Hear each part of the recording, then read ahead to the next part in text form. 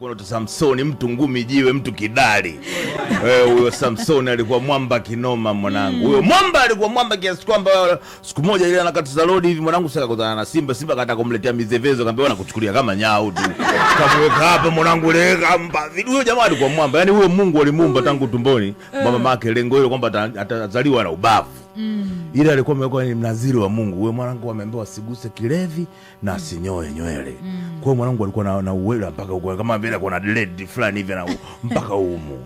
Ila sasa huyo mwamba shida yake moja alikuwa mtu wa mademu. So mademu kuuliza kwamba huyo mwamba alikuwa na ubavu. Siku moja ameingia kwenye mji akataka kumdavira. Ila nataka kutoka kwa mbona umefunga geti. Akaona inakuaje mwanangu umefunga geti? Basi mwanangu akaenda pale getini, kautingisha mgeti ule. Alafu akauweka hapa. Akamsha nao. Sio geti la nyumba wanangu. Geti la mji. Alafu ajaenda nalo bondeni kapanda nalo mlimani. Kuonesha oya kama mnaweza fateni moto huko juu. Sema huyo mwamba alidevela sehemu moja tu. Alikutana na hiyo pisi mwanangu inaitwa Delila.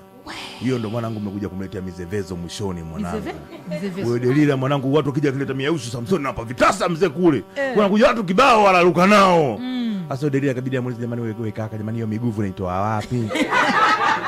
Akamwambia fresh tu kausha mambo yao usiulize. Sasa Delila akaanza kumletea majaribu.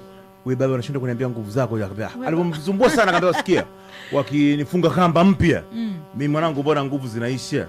Delila mwanangu kuna huko akaenda kutafuta kamba mpya akamfunga mwanangu. Kumfunga oya so amekuja wamba mwanangu anataka waruke naye. Wewe alifanya hivi kama amemfunga na nani na ndevu za mahindi mwanangu. Yeye akammoja amekata. Samsoni asistuke kwamba mbona vipi mwanangu, mbona anauliza afa analetea wamba nini? Samsoni mwanangu alivokata zile kamba, Delila akaanza kumletea zile, yani wewe mwanamume muongo sana. Mtu kama unampenda unamwambia ukweli. Wewe baba uongo utakusaidia nini? Mtu kama unampenda huwezi kumdanganya mwanamke wako. Nguvu kitu gani kama unamficha nguvu, sio unaficha vitu vingine vya maana. Samsoni hapo anaambiwa hivyo mwanangu kaiko kwenye upaji hapa mwanangu. Anashikwa hivi, wewe baba jamani mbona lakini wewe ni my baby unachunda kuniambia vitu vya ukweli wewe. Samsoni si akadevela mwanangu. Akasema mwanangu mimi nimezaliwa mnaziri nini mkininyoa nywele sana ile nganga.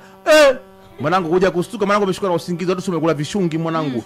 Vishungi mwanangu alikuwa na dread, watu wamekula dread zile. Anaamka mwanangu anaupala kama madevu hapa. Akitaka kufanya mkono hivi zebu wewe mwanangu. Watu wakaja akapiga sana mwanangu akamtoboa macho. Kumtoboa macho mwanangu, unajua hapo nataka kusema nini? Usichanganye mapenzi na kazi mwanangu. Unaweza kawa wewe ni mtu wa Mungu nini, wewe ni mwimbaji au ni mtumishi nini, ukileta mapenzi nini ukasahau kazi Mungu aliyokutuma lazima udevele. Wewe ana hapa story ya mwamba mmoja huyo hapo alikuwa anaitwa Samsoni, mtu ngumi jiwe, mtu kidali. Huyo Samsoni alikuwa mwamba kinoma mwanangu. Huyo mwamba alikuwa mwamba kiasi kwamba siku moja ile anakatiza lodi hivi mwanangu, sasa kutana na Simba. Simba akataka kumletea mizevezo, akamwambia nakuchukulia kama nyau tu. Kamweka hapa mwanangu, leka mba. Huyo jamaa alikuwa mwamba. Yaani huyo Mungu alimuumba tangu tumboni mama yake, lengo hilo kwamba atazaliwa na ubavu. Ile alikuwa amekuwa ni mnaziri wa Mungu. Wewe mwanangu ameambiwa asiguse kilevi na asinyoe nywele. Kwa hiyo mwanangu alikuwa na uwela mpaka huko kama vile kuna dread fulani hivi na mpaka humu. Ila sasa huyo mwamba shida yake moja alikuwa mtu wa mademu. So mademu kuuliza kwamba huyo mwamba alikuwa na ubavu. Siku moja ameingia kwenye mji akataka kumdavira. Ila nataka kutoka kwa mbona umefunga geti.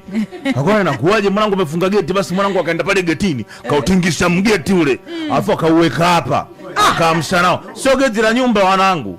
Geti la mji. Alafu ajaenda nalo bondeni kapanda nalo mlimani.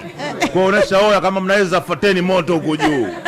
Sema huyo mwamba alidevela sehemu moja tu. Alikutana na hiyo pisi mwanangu inaitwa Delila. Hiyo ndo mwanangu mmekuja kumletea mizevezo mwishoni mwanangu.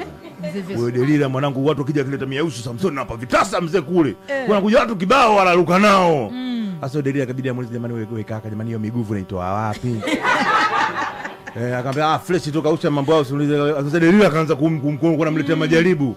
Wewe baba unashinda kuniambia nguvu zako. Akamwambia alipomsumbua sana akamwambia sikia, wakinifunga kamba mpya mimi mwanangu bora nguvu zinaisha. Delila mwanangu kuna huko akaenda kutafuta kamba mpya akamfunga mwanangu. Kumfunga oya so amekuja wamba mwanangu anataka waruke naye. Wewe alifanya hivi kama amemfunga na nani na ndevu za mahindi mwanangu. Yeye akammoja amekata.